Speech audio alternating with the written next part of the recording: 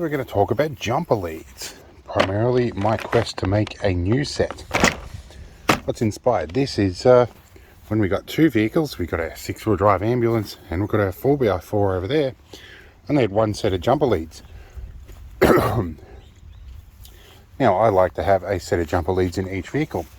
My senior technician made these for me many years ago, and these are good 1000 amp welding cable jumper leads with welding earth clamps, and they are quite good. And you'll notice there's a connector between two halves of the lead. These look very good. Today I went and found some more cable that's quite hefty and had some ends crimped on it, and I found the clips you've seen ahead of time, and these also have a good earth strap, so hopefully I can clone these leads. So let's get into it. Now, one thing I like to do from time to time is lay my leads out in the sun now that it's not raining, and straighten them out, so I retrain them. Excuse the garden hose running underneath this. So I'm going to leave these for a few minutes, and then we might look into tinning the ends. Okay, so now comes the fun part. Tinning the ends. They're a bit straighter than they were before, having sat out in the sun. Now this is not strictly a necessary step, but it's something I like to do, being as these are likely to be in a less than ideal situation. Let's angle our camera up. They could be in the wet or the water, or being as we are semi-coastal, there's potentially they might get a dose of salt water. Every time I do this, people give me comments about, oh, but what about the corrosion, and what are you going to do, and you'll have no plugs left. Now I'm using a flux core solder, I'm not using an acid flux. So if you use acid flux, yes, you can get corrosion, but you'll actually find marine grade wire is actually tinned. And this is a lead tin alloy, also known as solder. So we are going to heat this up and feed some solder in that little gap on the terminal, with the hope that it will wick into the copper and help further. It'll create a better bond and hopefully reduce the issues with corrosion and whatnot potentially in the future. I'll be putting some heat shrink on these too to cover up the singed bits of insulation. Now this is probably a far thinner solder than I'd like to be using for this, but it does the job. Just takes a lot more. I'm going to show you one of these. I'm going to do the rest off camera. So it's sucking it into the copper nicely there. So the last thing I want to do is have unreliable jumper leads in a situation where I really need to be getting out of it. And it'll be just my luck. I'll have a terminal will come off in the middle of the night or something silly. So we're trying to combat that with this solution. Like I said, not strictly necessary, but it's something I like to do because I'm a bit pedantic. Give that a nice good heat, let it bond properly, and then we'll let it all cool off. See you after I've done the other three. Okay, so we've completed number 4. Now we've got to wait for them to cool off, and we'll fit some heat shrink to them. And hopefully I've got a piece big enough to fit around it. Okay, I had a poke through my good collection of heat shrink, and I found some red and some black that I've trimmed to size. This is almost warm enough to touch. We're going to start with the cool lead first. So here's the first one we worked on. This one is still a bit warm, so we'll go to the coldest one. So it's still kind of warm.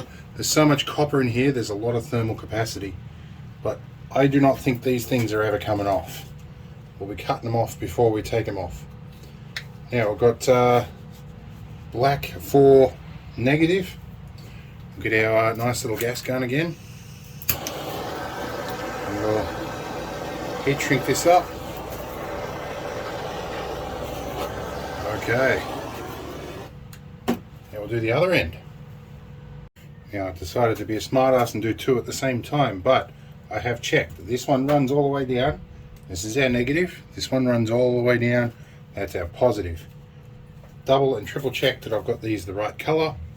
Even though I'll have coloured clips on it, because they're both red leads, any additional thing I can do to help me determine which is which will help prevent me having an absent-minded reverse polarization event in the field. Because you really do not want to do that when you're already stuck. You don't want to complicate your situation any more than it has to be. Alright, lucky last. But yes, sometimes when you're in duress, in the rain or in the dark, or both, or bogged, or hungry, all of those things, you can make some really simple absent-minded mistakes that have very big long-term ramifications. So I try and do lots of simple stupid stuff like color code things with a bit of heat shrink. I would have loved to have got black wire to make that a lot easier, but I didn't. My other set, as you've seen, are already black, so these have colored plugs. In any case, I'm hoping this simple little thing here will A, add a bit of insulation, and B, also help me from doing something stupid. Now we're going to go find the socket set and put the plugs on it. Alright, we've got these in situ. They have a hex bit under here, so we're going to try and see if we can get these off that way before we go full hog with the socket set. And that looks like that's a 6mm, which would be about right. Alright. Looks like that has a spring washer that's going to turn, so we will need to find ourselves an appropriate spanner here that will fit that. And that is a little too big, and that's a 14, so we're probably looking for a 13mm, which is going to be battery terminal size. Not surprising. I don't have one in here. Give me a minute. Alright, I had to do a bit of scrounging. I found my King Chrome set. We should have a 13 in here. Right. See how we're going. Is that the right one? Cool. So we're going to need to hold that while we get into it with an Allen key. There we go. That's coming out nicely now. Just want that nut to fall off. You know, I'd rather my nuts not fall off, but you know, in this case it is preferable. Take our washers off the top. Now that is a black one. Let's get this out of the way. Find a black one here. There is our terminal. This guy here. Oh, may have to take a bit of a run up to fit this one in. We'll see how we go. I'm going to probably have to grind that down, but can we finagle it in? Give me a few minutes off camera, I'll see if I can find a solution. Now, sorry about the background noise, neighbours are still chipping trees. Anyway, I did work this out. It didn't take long once the camera was off. I had to slip this bit out. I had to slide this in along the bottom under here till it lined up.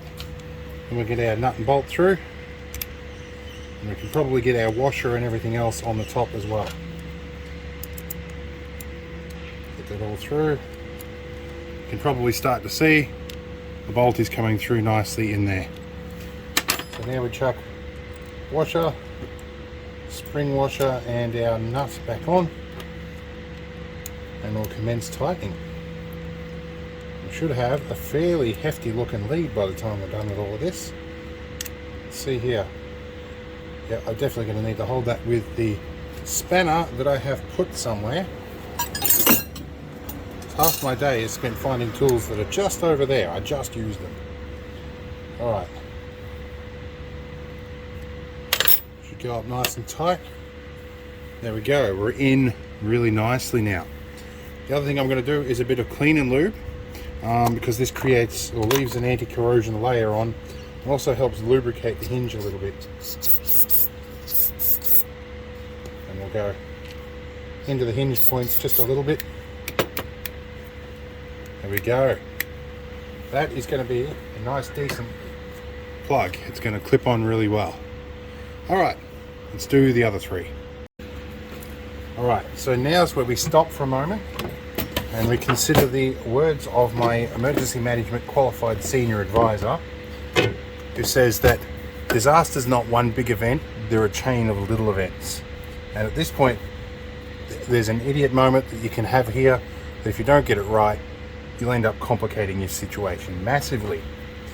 That is making sure we get the right plugs on the right leads.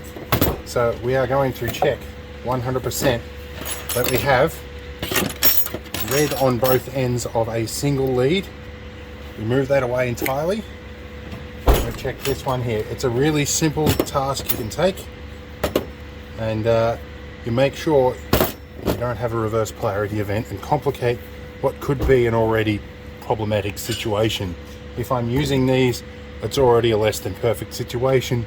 The last thing I need is to add further problems into it. Check the simple stuff now before you need it. So let's go and get these laid out. Alright, now these are the supplied lugs. Some of you are going to ask, why didn't you use them when they look quite decent? Well, I'll tell you what, the 250 amp fuse that I used in the 24 volt battery bank of that is almost thicker than these, or more to the point, that little neck in there. With 1000 amps, I can see these presenting enough resistance to be problematic. So it might be obvious that I got proper hydraulically crimped terminals on these and then soldered them in. And these are basically welding clamps, but sometimes at those currents the resistance between this hinge can be enough to cause a problem, and they can weld shut or weld open, and then again you have a complicated problem.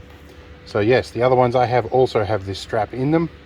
I have had cheaper ones like the little 250 amp copper coated aluminium leads you get from Super Cheap Auto. I've had them weld themselves open and be unusable. So anyway, this should not present any significant resistance. They are about a half a meter shorter than my other ones. These are about 2 meters instead of 2.5, but this was already 250 bucks worth of stuff with my business discount, I guess you could call it. My local J-Car shop are very friendly to me and look after me, and definitely prefer me to give them a shout out, so I will. In the comments there's a link to their store if you want to buy anything from them, because they did look after me definitely on this price. So we're going to pack these away, and I might take them around to my senior technician's place and get him to do a resistance check on them, but I think they're pretty decent as they are. In any case, I hope it was an interesting one and a good little tutorial on how to do your cables. See you in the next one, guys.